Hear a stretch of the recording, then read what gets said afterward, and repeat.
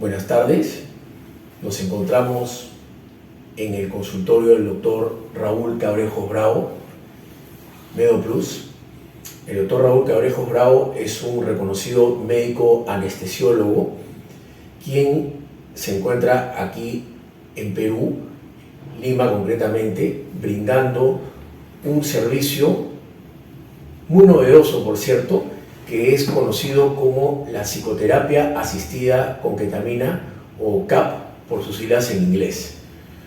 El doctor Raúl Cabrejos ha sido capacitado en el Ketamine Research Foundation, cuya sede se encuentra en el estado de California, y ha sido entrenado en el Ketamine Training Center en la ciudad de Nueva York. Pero vamos a dejar que el doctor Raúl Cabrejos nos brinde mayores alcances acerca de este innovador procedimiento que es, repetimos, la psicoterapia asistida con ketamina. Doctor Cabrejos, muy buenas tardes. ¿Cómo estás, Eduardo? Muy buenas tardes. Has hecho una bonita introducción, un buen resumen. La ketamina es un anestésico que en dosis subanestésicas tiene propiedades antidepresivas, antisuicidas, muy rápidas y efectivas. La ketamina es un medicamento anestésico muy seguro en sala de operaciones que fue sintetizado en los años 60 justamente para la guerra de Vietnam. Se dieron cuenta de sus propiedades antidepresivas al final de los 60, pero había un desconocimiento en el uso de un medicamento que causase una alteración del estado de conciencia en pacientes psiquiátricos. Entonces no se sabía cómo podía actuar realmente en un grupo y una población grande de pacientes psiquiátricos, y se optó por no continuar su uso en el área de la psiquiatría, y solamente se mantuvo su uso en el área de la anestesia, de sala de operaciones. Es recién en el año 2000 que se hace un estudio con varios psicodélicos, o sea, el ayahuasca, la psilocibina, el San Pedro, donde se obtiene que bajo una guía psicoterapéutica y la utilización de estos psicodélicos, muchos pacientes con depresión refractaria mejoraban sus síntomas. Entonces eso abrió y dio campo a volver a utilizar la ketamina con seguridad, ya que era un medicamento que se conocía cómo se metabolizaba, cuál era su dosificación en ancianos, en niños, en renales, en pacientes que sufren de problemas hepáticos, en cardiópatas. Entonces era un medicamento tan seguro y conocido que se comenzó a utilizar de manera masiva ya para el área de la salud mental desde el año aproximadamente 2004-2005 hasta el 2019, que la FDA lo termina aprobando para su uso exclusivamente en pacientes que son refractarios a tratamientos convencionales, que sufren de depresión, ansiedad, bipolaridad y estrés postraumático. Muy bien, doctor.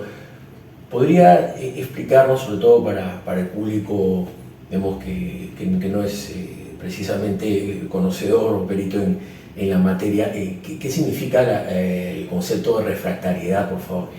Muy bien.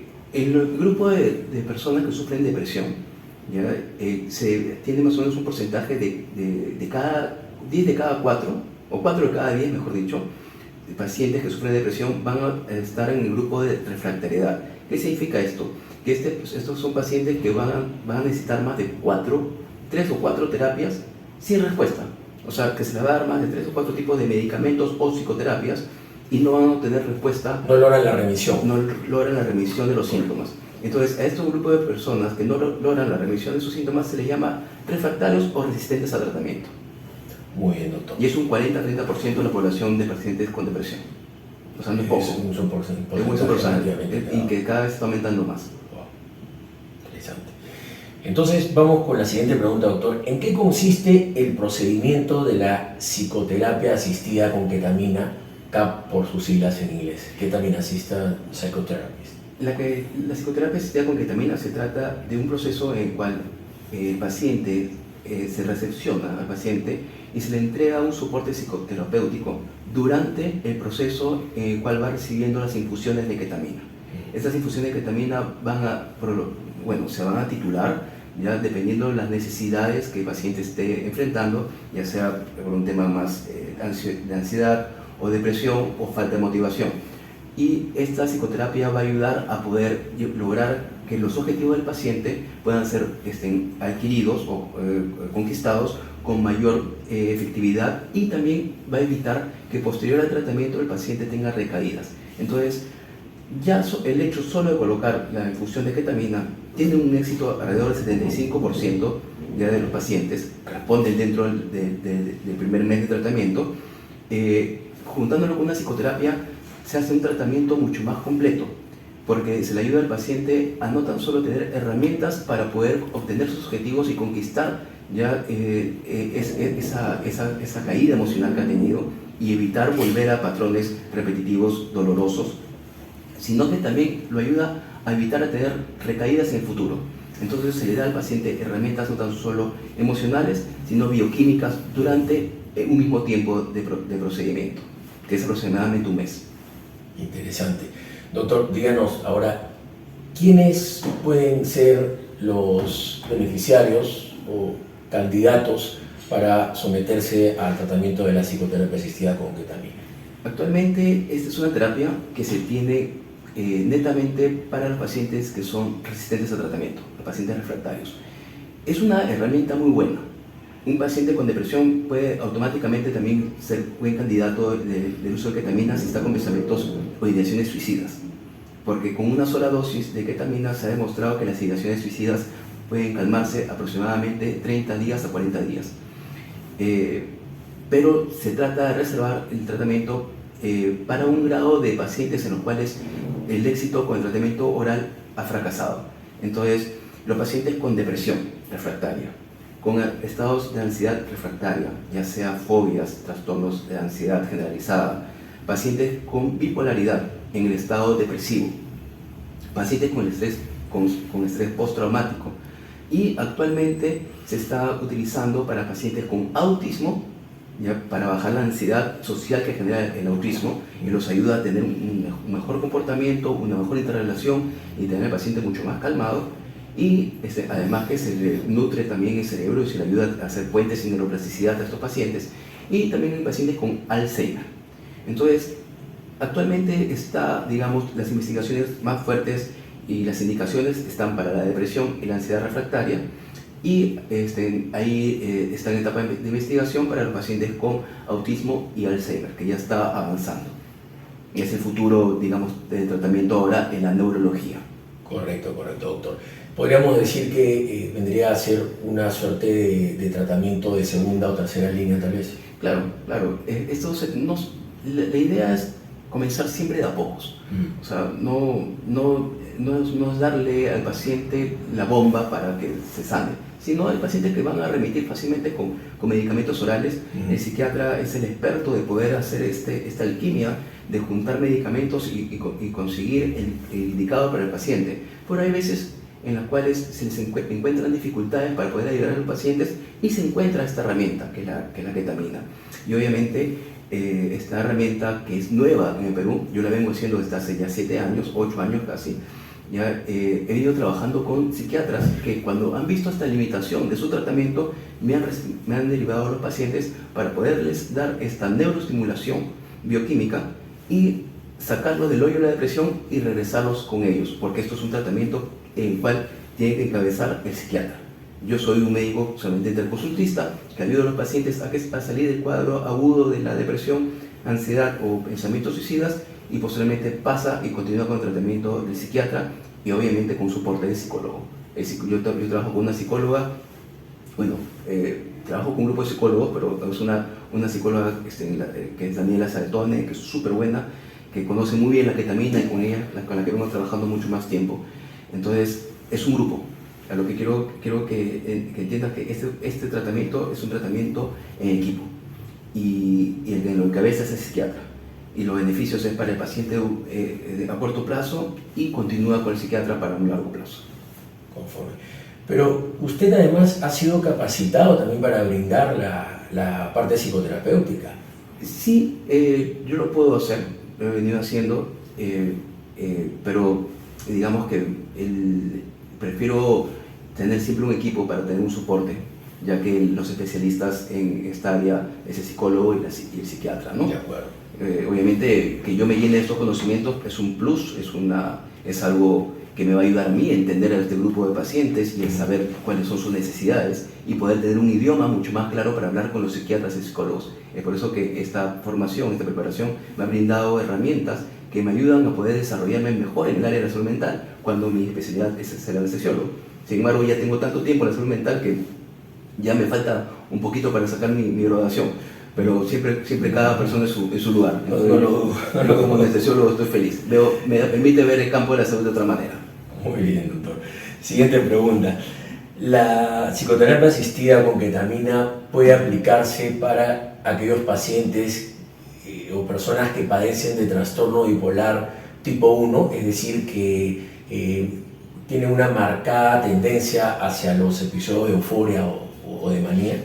En esa fase, digamos, ¿no? En la fase maníaca no, Ya. ni maníaca ni hipomaníaca. Ya. El psiquiatra, cuando me envía al paciente con bipolaridad, me lo envía cuando está en el estado depresivo. Ya. Y actúan y responden súper bien. El grupo de pacientes con bipolaridad me responden mucho más rápido que los pacientes del grupo de solamente depresión unipolar. Ah, mire, qué interesante. Sí, porque tienden a tener pues esa variación de irse hacia arriba. Claro. Entonces, ellos el empujoncito que se le da para la ketamina lo lleva hacia arriba mucho más rápido. Pero apenas comenzamos a ver ya comportamientos que ya se regularizan y que pueden comenzar a la hipomanía, ya automáticamente se conversa con el psiquiatra y se puede suspender o prolongar el tratamiento para dejarlo solamente como mantenimiento y suspender lo que es en el protocolo. Pero el protocolo se va haciendo hasta encontrar la respuesta del paciente y tener la seguridad que el paciente va a continuar en ese estado de bienestar. Pero apenas vemos, especialmente el grupo de bipolaridad, que se está pasando para la manía o hipomanía, se suspende y se comunica con el psiquiatra. Es por eso que es importante trabajar en grupo. Correcto. Doctor, ¿cuál es la diferencia entre la aplicación del spray nasal, conocido comercialmente como Spravato, cuyo nombre compuesto químico, corríjame si estoy equivocado, viene a ser la esketamina, que es una molécula derivada de la ketamina, que es precisamente el medicamento que ha sido aprobado por la FDA y que tengo entendido que lo distribuye un conocido laboratorio, Johnson & Johnson, me parece, y que ha sido, como decía, que ha contado con el refrendo de la FDA, pero que, digamos, tiene un uso tal vez un tanto más restringido, porque exclusivamente esta ha sido aprobado para lo que es la depresión refractaria o severa. Y le decía la diferencia con respecto al uso de la ketamina pura, que es la que se está utilizando y que, si bien es cierto, no ha sido aprobada por la FDA para ningún tipo de tratamiento psiquiátrico, digamos, ya existen por lo menos decenas de centros de psicoterapia asistida con ketamina en los Estados Unidos, y esto ya desde hace mucho tiempo. Entonces, claro, siempre, digamos, la praxis va un paso más allá del aspecto regulatorio. Entonces, en algún momento definitivamente va a tener que esto ser aprobado. Pero volviendo a la pregunta en sí, ¿cuál sería la diferencia entre uno y otro? Sobre la esketamina es algo muy interesante. Mira, la ketamina fue el único medicamento que fue estudiado por un largo tiempo ya en el área de salud mental. Estamos hablando que pasó el cuarto paso de todos los estudios que se hacen con los fármacos cuando se utiliza de manera masiva. Y se hizo un metaanálisis desde el año 2005 hasta el año 2019. En este metaanálisis se agarran todos los estudios científicos sobre la ketamina y se analizan. Entonces la FDA agarra este metaanálisis y se da cuenta que sale como positivo los resultados para el uso de la ketamina en los pacientes con depresión refractaria. Pero sin embargo aprueba la esketamina. La esketamina, como tú lo has dicho, es una molécula parecida a la ketamina, pero digamos que es una molécula refleja, como si estuviera viendo el espejo de la ketamina. Si la ketamina tiene esa forma, la esketamina es hacia la izquierda. ¿Ya? Ambas van a actuar en el mismo receptor y van a producir casi el mismo efecto. Lo que hace solamente cambiar el lado es disminuir los efectos secundarios, que debería ser el mareo, las náuseas, la confusión y el estado alterado de conciencia, que se puede llegar dosis dependiente. ¿Okay? Pero justamente todo esto son cosas que son completamente manejables durante el proceso de infusión, porque el paciente está echado descansando, entonces no se le produce la náusea. Claro, y hay una ingesta de Gravol 2 horas antes. Tú le puedes dar Gravol, le puedes dar algo para dolor de cabeza si le ocurriese, ¿ya? Y se puede aprovechar justamente este estado alterado de conciencia para producir un estado fundamental o trascendental al paciente, que es justamente donde entra la psicoterapia. Entonces la esketamina es una manera de producir la ketamina, pero sin ningún tipo digamos, de control superior. O sea, lo pone la enfermera y listo. Ya. Mientras que la ketamina lo tiene que poner un médico. Porque es una anestesia. Eso, y claro, y se puede titular. Y con el tiempo la esketamina se ha hecho un estudio que ha salido hace 2 o 3 años, si no me equivoco, ya, sobre la eficacia de la esketamina, porque la esketamina no tenía estudio. Ah, qué interesante. Claro, es que la esketamina la prueban en el 2019 y la sintetizan ahí. Ya. Entonces no tenía estudio la esketamina, que tenía estudio era la ketamina. Wow. ¿Ya? Sin embargo, aprueban la esketamina. Eso generalmente no ocurre en las farmacéuticas, ¿no? Que se estudia un medicamento y aprueban otro. Entonces, recién la esketamina tiene un estudio de un metaanálisis, el cual sus resultados no son muy concluyentes y no demuestra tanta eficacia como la ketamina. Entonces, la ketamina sigue siendo el gol estándar de tratamiento, ¿ya? Acá y en el mundo. Y disculpen, no son decenas, son centenas de centros de ketamina que se formaron en Estados Unidos, ¿ya? Y en Sudamérica ya tiene centros de difusión de ketamina Brasil, Colombia, México, ¿ya? Y bueno, acá Perú, ¿no? Perdón de la interrupción, tenemos entendido que usted es el pionero en Sudamérica, ¿es correcto? Sí, bueno, yo lo comencé a hacer hace 8 años de manera protocolizada. Y los nuevos centros de ketamina en Sudamérica, el más antiguo tiene 5 años o 4 años. Entonces, digamos que en práctica sí. Ahora, En Perú este es el único en realidad. soy el que más experiencia tiene. Ya. He tenido la oportunidad de trabajar con buenos psiquiatras, he tenido la oportunidad de meterme a fondo en el mundo de la salud mental y de poder tener también un conocimiento asociado a la práctica de cómo manipular y titular la ketamina para las necesidades de los pacientes.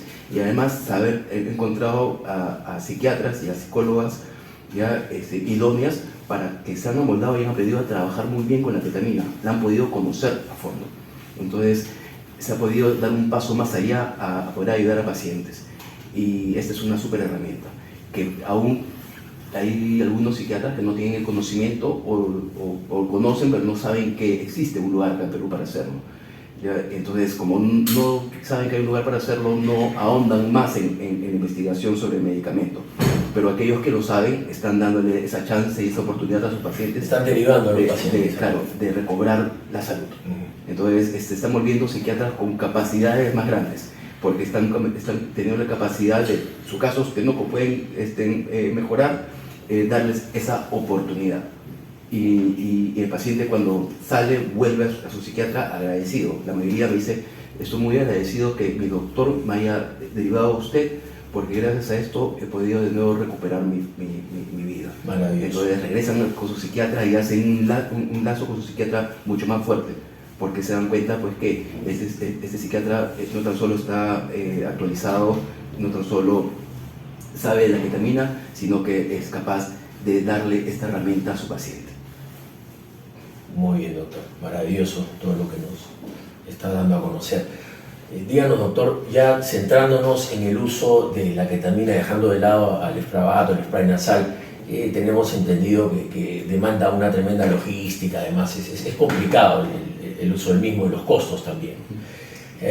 Dentro de lo que es el tratamiento o la aplicación de la ketamina, hay 2 opciones, la aplicación endovenosa y la aplicación intramuscular.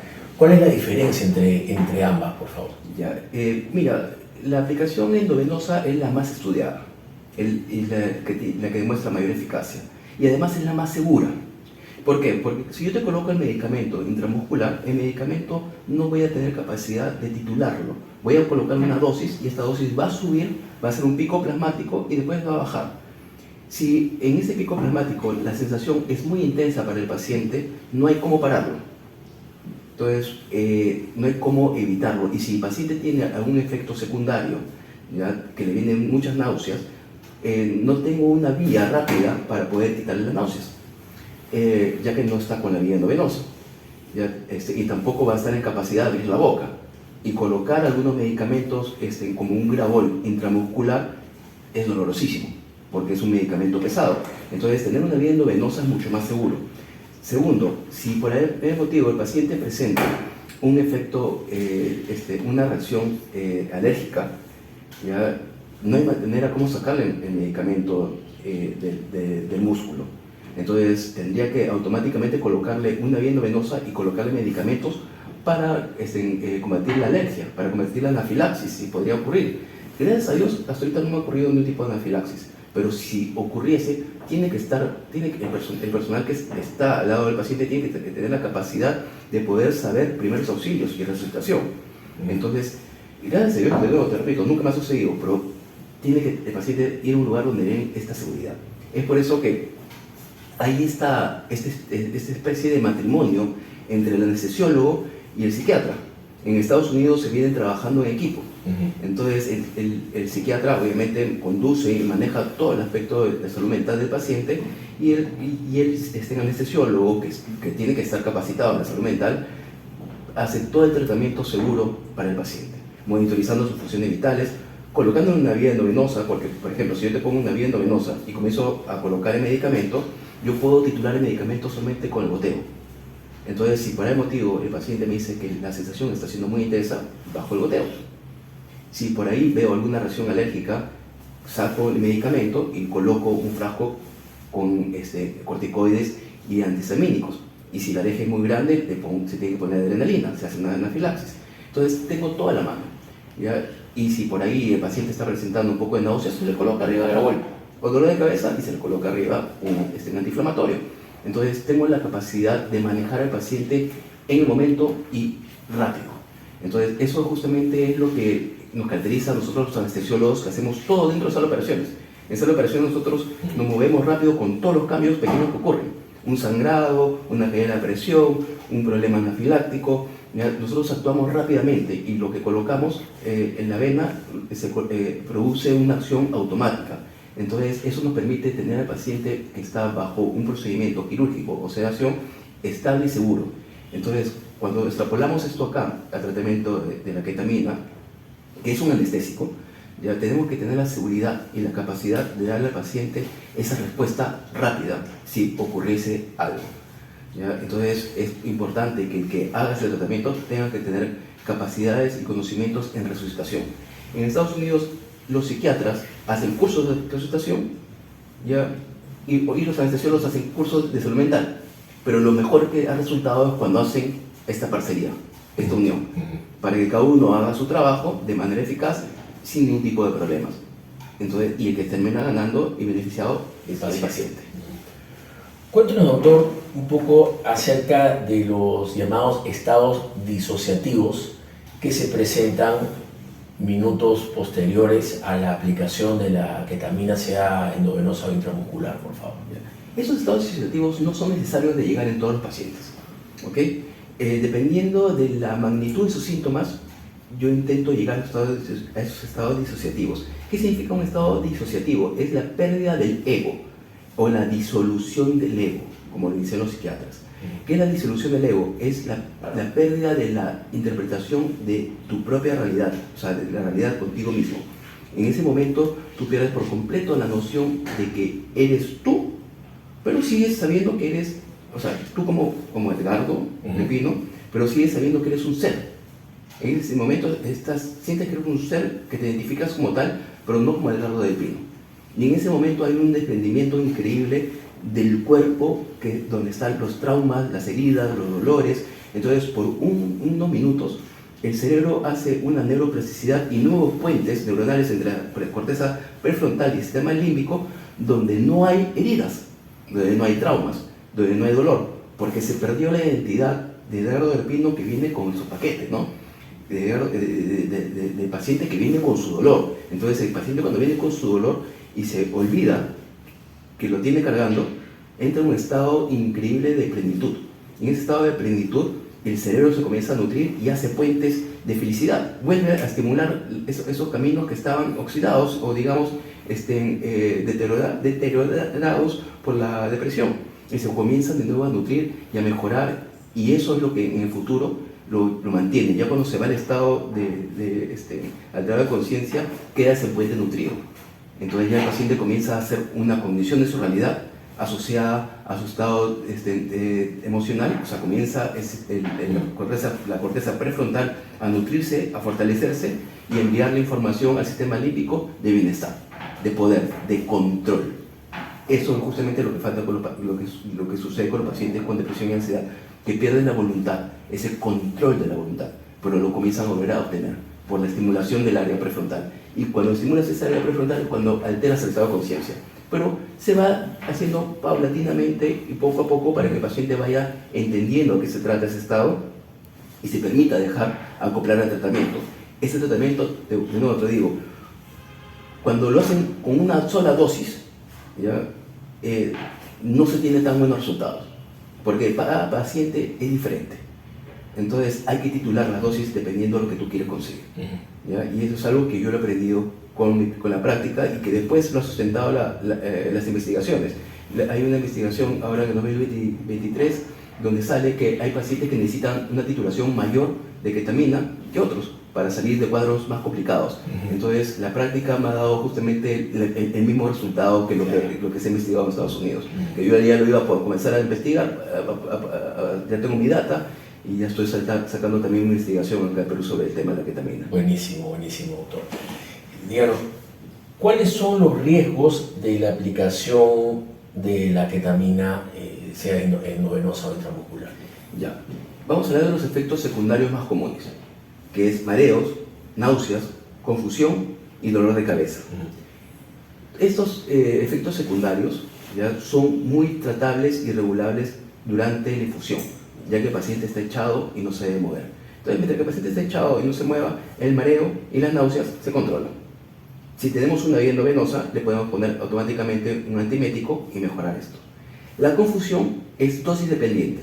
Entonces, si yo me equivoco y le coloco intramuscular o endovenoso una dosis muy alta, cuando el paciente no está preparado para ese estado de conciencia, lo voy a llevar a una confusión y eso netamente lo puede molestar. Pero de nuevo, bajando el goteo, automáticamente lo vuelvo a traer a un estado más consciente de la realidad y mejoro la confusión. Es por eso que tengo que estar siempre monitorizando al paciente. Y el dolor de cabeza se quita con antiinflamatorios. Ahora, esos son los efectos secundarios más comunes. ¿Okay? Y otra cosa son los efectos adversos. Los efectos, digamos, alérgicos que pueden ocurrir. Como cualquier sustancia puede generar alergia en algunos pacientes. Inflamación, ronchas, enrojecimiento, ya, hasta podrían producir una anafilaxis, ¿no? Gracias a Dios que la ketamina es un medicamento tan noble que el índice de pacientes con anafilaxis es bajísimo. O sea, no hay reportes porque los casos son demasiado aislados. Y yo tengo ya 8 años haciendo esto y no he tenido ningún caso ni de alergia. Gracias a Dios, parece que en la población peruana no tenemos ningún tipo de problemas con alergia a la ketamina. ¿Ya? Así que estamos por ese lado seguros. Y como digo, como apenas yo veo algún tipo de reacción alérgica, automáticamente se para con paro goteo y aseguro la tranquilidad y bienestar del paciente. Retomando la pregunta reciente, doctor, ¿qué efectos adversos podrían presentarse con el uso de la ketamina al corto, mediano y largo plazo? Ya. Al corto plazo, como te dije, mareos, náuseas y confusión, que es durante la infusión. ¿Ya? Se ha visto que el abuso de la ketamina, más que nada esto se ha visto en el abuso de ketamina callejera, ¿ya? En pacientes que consumen, que han hecho una adicción a la ketamina, y que la consumen de manera indiscriminada, se ha asociado con la presencia de pólipos en la vejiga. ¿Ya? Entonces comienzan a tener sangrados al orinar. Pues estamos hablando de pacientes que consumen 3-4 años la ketamina de manera diaria e indiscriminada. ¿Ya? Y estos pólipos paran o se desaparecen apenas cesa el consumo de la ketamina. No se sabe aún cómo se genera, pero se sabe que hay una relación. Pero es cuando existe ya un tipo de adicción, digamos. Claro. Todo esto se trata de hacer como algo terapéutico. Es por eso que yo a los pacientes los mando siempre con una evaluación con la psicóloga para ver si no hay, si el paciente no tiene una personalidad adictiva. Entonces esta clase de pacientes se evita las dosis altas, ya, para evitar que haya un tipo de ganancia secundaria. y siempre bajo el seguimiento de su psiquiatra y su psicóloga. ¿Sabes qué? Hay comportamientos adictivos, se suspende el tratamiento. Correcto, doctor. Pero bajo un marco terapéutico no ocurre la adicción. ¿Podría usted confirmarnos si la utilización de la dosis de ketamina para el tratamiento, sea de la depresión refractaria, trastorno bipolar en su fase depresiva, estrés postraumático y otros, representa más o menos la centésima parte de lo que se emplea para una anestesia general? La dosis. La dosis. Ya, la dosis, a ver, puede ir Es una dosis subanestésica, creo que le llaman. Es una dosis subanestésica. A ver, si tú entras a los protocolos internacionales, te hablan que la dosis va de 0.5 miligramos por kilo de peso, con una infusión en 40 minutos. ¿Okay? Pero algunos lugares han bajado la dosis hasta 0.3 y otros lugares lo suben hasta 0.85. ¿Ya? Eso de todas maneras se mantiene dentro de un marco subanestésico. La dosis anestésica está por encima de 1.5 a 2 miligramos por kilo de peso. Entonces se maneja al paciente dentro de una dosis subanestésica. Obviamente que si yo pongo al paciente 1.5 miligramos de ketamina por kilo, ¿ya? Para que sea una dosis anestésica se coloca en bolo rápido. Acá estoy colocándolo, si puedo llegar por ejemplo a 8.5, se lo estoy colocando en goteo lento, lo cual hace que la infusión sea completamente muy por debajo de una respuesta anestésica. Pero de todas maneras hay que saber los cuadros de sedación. O sea, por eso es importante que el anestesiólogo, que sea un anestesiólogo, porque tú tienes que saber, el anestesiólogo sabe los grados de sedación que hay. Somos expertos en la observación de cómo un paciente está sedado, cuáles son sus grados de sedación, desde el movimiento ocular, desde la profundidad de su respiración, desde el movimiento muscular. El anestesiólogo es el capacitado de saber si lo que estás dando está haciendo muy fuerte el paciente o no, sin necesidad de hablar, sin necesidad de estar en contacto con el paciente verbal. Solamente con la observación sabemos si estamos entrando en una dosis de sedativa o anestésica o obviamente subanestésica. Entonces eso es importante en la observación y la capacitación. ¿Riesgos de adicción, doctor, sea física y o psicológica en este tratamiento de la capa? Mira,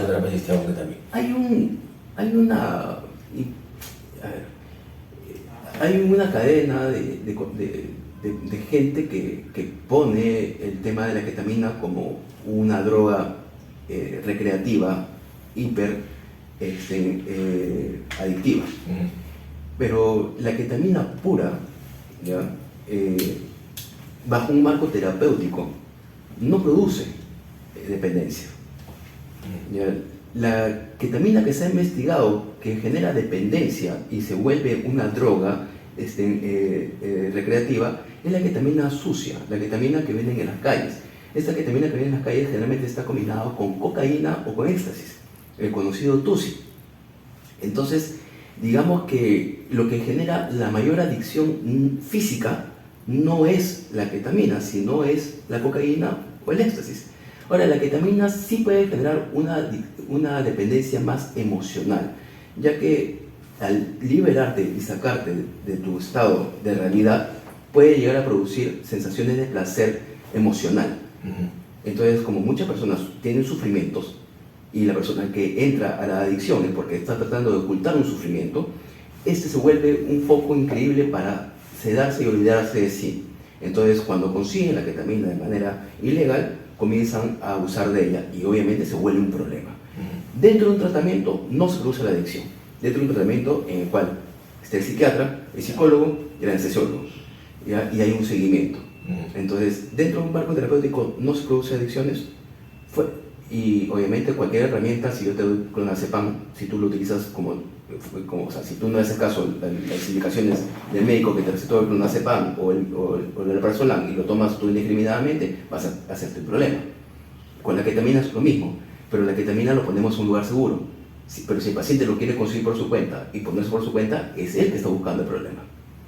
Entonces, para eso hay que identificar comportamientos adictivos para evitar que justamente ocurra esto.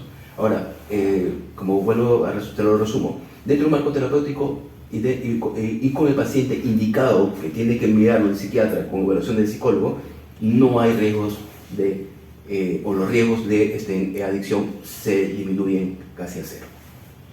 Dosis de protocolo y dosis de mantenimiento, doctor, para los casos de la depresión monopolar, es decir, aquella depresión propiamente dicha, que solamente se presenta el lado de caída hacia abajo, y para los casos de la depresión bipolar, que implica tanto la fase depresiva como maníaca, ciertamente usted nos ha precisado que se utiliza para los casos de la fase depresiva del trastorno bipolar. Al ser el trastorno bipolar, en este caso concreto el tipo 2, un tipo de depresión recurrente, es decir, crónica, se va a presentar con cierta frecuencia en el tiempo. Entonces, ¿cómo se manejarían las dosis, tanto de protocolo como las dosis de mantenimiento para la depresión monopolar, que podría ser también crónica, ¿no? Y para la depresión bipolar en la fase depresiva propiamente dicha? Bueno, en lo que es la dosificación, yo lo titulo, va a ser diferente, ¿ok?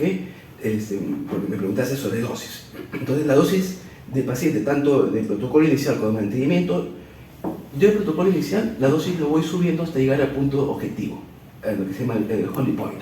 Ese punto objetivo es donde yo encuentro al paciente acoplado al tratamiento y obteniendo los resultados que quiere. Entonces ahí ya yo coloco la dosis adecuada para el paciente, y si es que este paciente necesita refuerzos, ya sé con qué dosis iniciar los refuerzos. Ahora, el protocolo inicial es de 8 sesiones. Estas 8 sesiones se hacen 2 veces por semana durante un mes. El 75% de los pacientes tienen éxito en este protocolo inicial. Ahora, es diferente si es un paciente con depresión monopolar o con una depresión bipolar. Cuando son depresiones bipolares, ya son fallas bioquímicas que no tienen, o sea, a ver, que de por vida, que no van a tener una cura, una salida, pero sí puede tener un mantenimiento. Entonces, en las depresiones bipolares lo que se hace es sacar al paciente del hoyo y tener un chequeo con el constante de cómo va. Entonces, cada vez que haya patrones, porque ellos hay patrones de cada cierto tiempo de recaídas, evitar que cuando ves esas recaídas sean profundas y hacerle ese momento el refuerzo. Entonces, cada paciente es diferente. Porque, y eso se va, esa información lo tengo con el psiquiatra. Entonces, por ejemplo, hay pacientes que necesitan refuerzos una vez cada 15 días, una vez por mes, una vez cada 2 meses. La idea es que poco a poco se vaya prolongando, ¿ya? Y que el paciente pueda establecerse y estabilizarse bien con la ketamina. Pero no hay ningún problema, porque ahora lo que está ocurriendo es que cada vez el protocolo de ketamina se está volviendo algo más crónico, ¿ya? Porque los procesos emocionales no son inmediatos. O sea, yo puedo ayudar al paciente a salir de la depresión, pero si continúa haciendo lo mismo, viviendo la misma realidad, o por ahí le ocurrió algún problema extra fuera de lo planeado, va a tener mayor capacidad de recaer. Entonces ahí se tiene que brindar la ayuda al paciente. Entonces los refuerzos van a ser individualizados dependiendo del diagnóstico y del paciente. Entonces, si el diagnóstico es bipolaridad, yo ya planeo con el paciente que vamos a hacer refuerzos una vez al mes por los siguientes 2 meses, y vamos viendo cómo va actuando. O sea, termino el protocolo, le digo, vamos a hacer el próximo mes un refuerzo y de ahí otro más, y vemos cómo te has sentido estos 2 meses. Entonces, con eso ya vamos después prolongándolo. Ok, ahora te has sentido bien, vamos a dejarlo ya no ser mensual, sino cada 2 meses. Y así vamos prolongándolo poco a poco en los pacientes con bipolaridad. En los pacientes con monopolaridad, con depresión monopolar, solamente aquellos que lo necesiten. Que sea una depresión monopolar crónica. Que no hayan podido, que hayan salido adelante, hayan mejorado, pero sus procesos emocionales los hayan vuelto a hacer caminar hacia abajo. Entonces se les vuelve a dar la ayuda para poder salir. Pero ya no necesitan hacer todo el protocolo completo, solamente refuerzos.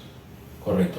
Doctor, recientemente que nosotros, cuando hemos compartido la publicidad con respecto a esta entrevista que amablemente usted nos está brindando, nos han preguntado acerca del estrés postraumático, como que muchas personas no tienen muy claro el concepto. No sé si podría usted, por favor, brindarnos mayores alcances, porque también tenemos entendido que este procedimiento de la psicoterapia asistida con ketamina funciona muy bien para estos casos. Sí, el estrés postraumático es un proceso en el cual el paciente recuerda el momento del trauma, lo revive. Y no solo lo revive emocional, sino también físicamente.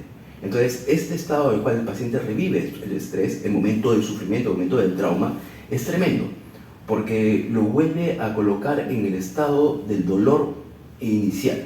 Entonces es como que repite y revive, no un dolor reflejo del recuerdo, sino un dolor como si fuera real, como si estuviera ocurriendo de nuevo y de nuevo y de nuevo.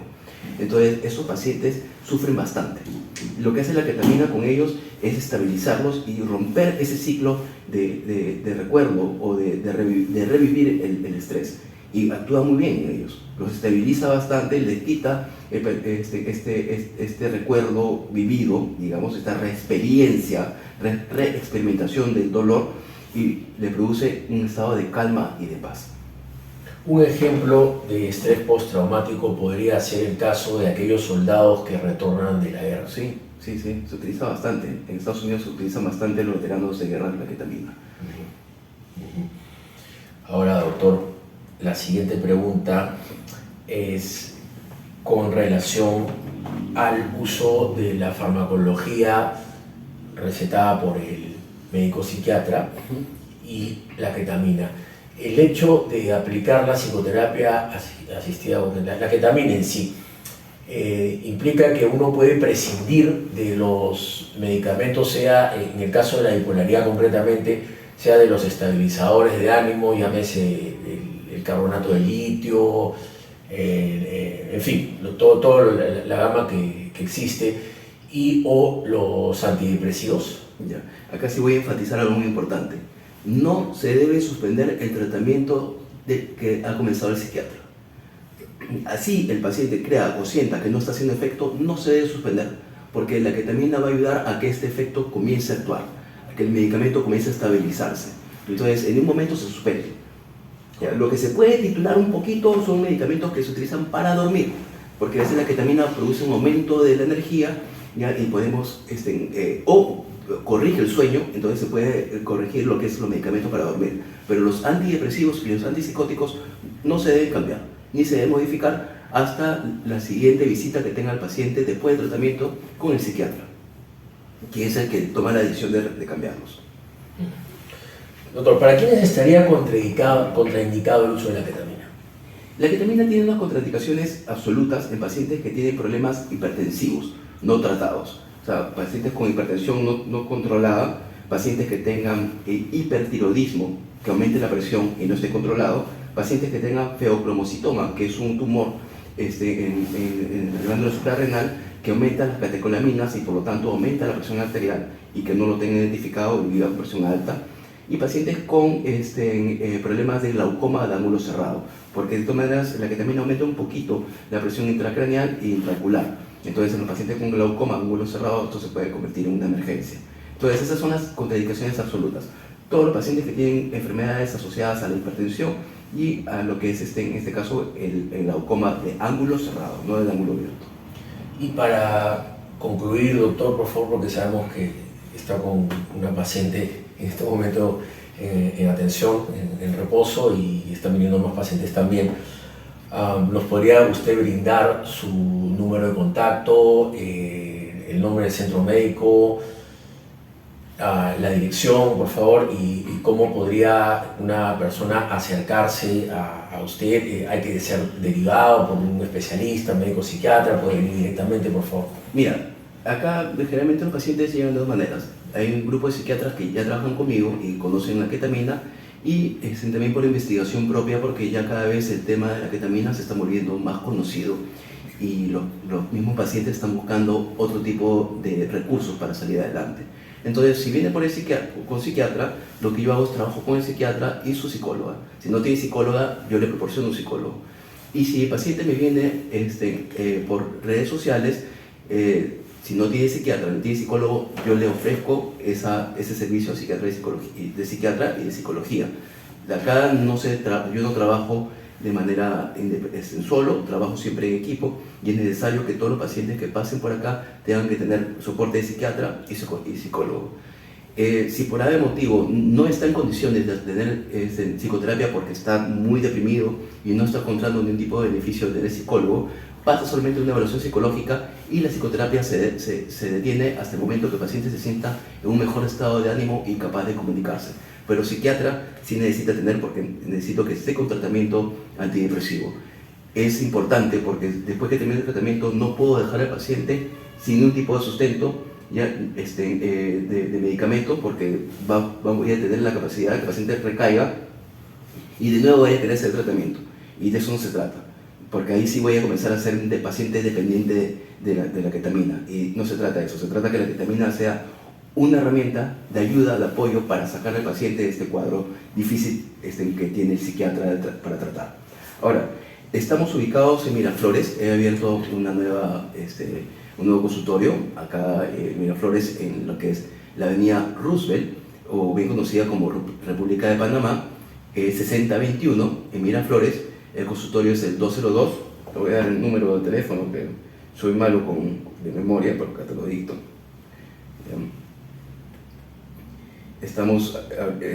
Abrimos y trabajamos de lunes a sábado. Ya tenemos horario de 9 de la mañana a 6 de la tarde, y los sábados de 9 de la mañana a 2 de la tarde. Y el número es el 970-494-018. 970-494-018. Pero anteponiendo el más 51 para el más 51, los amigos del extranjero. Sí, y mi consultorio tiene el nombre de MedoPlus. Y bienvenidos sean para cualquier cosa que necesiten, para poder ayudarlos. Estoy más que feliz de poder darles esa oportunidad de obtener esta herramienta nueva, segura y eficaz, que es la ketamina. Desde las instalaciones de MedoPlus en la ciudad de Lima, Perú, agradecemos gentilmente al doctor Raúl Cabrejos Bravo por habernos concedido su tiempo y tan importante entrevista e información, que estamos seguros desde la Asociación Peruana de Trastorno Bipolar les va a ser de gran utilidad, y tienen, como acertadamente lo indica el doctor Cabrejos, una herramienta adicional para poder aliviar toda esta sintomatología que implica básicamente la depresión refractaria. Muchas gracias y será hasta una próxima oportunidad.